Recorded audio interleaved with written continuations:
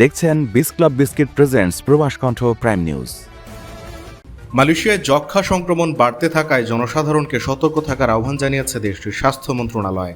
বিশেষ করে রমজানকে সামনে রেখে ভিড় ও বদ্ধ স্থানে মাস্ক ব্যবহারের পরামর্শ দেওয়া হয়েছে।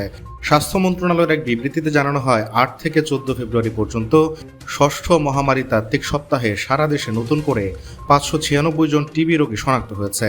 সর্বশেষ তথ্য অনুযায়ী দেশে মোট আক্রান্তের সংখ্যা দাঁড়িয়েছে 3161 জনে।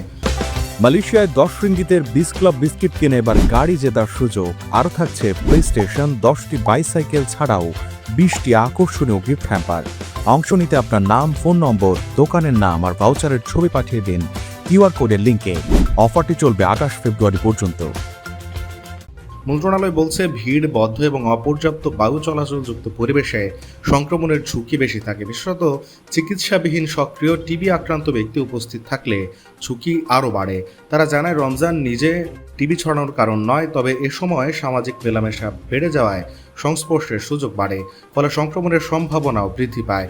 বিবৃতিতে আরও বলা হয়, ইনফ্লুয়েঞ্জা বা কোভিড-19 মতো দ্রুত নয়, যক্ষ্মা তুলনামূলক ধীরে ছড়ায় এবং সাধারণত দীর্ঘ সময় ঘনিষ্ঠ এবং সংস্পর্শের মাধ্যমে সংক্রমণ ঘটে। তাই প্রাথমিক পর্যায়ে রোগ শনাক্তকরণ ও পূর্ণাঙ্গ চিকিৎসা অত্যন্ত গুরুত্বপূর্ণ।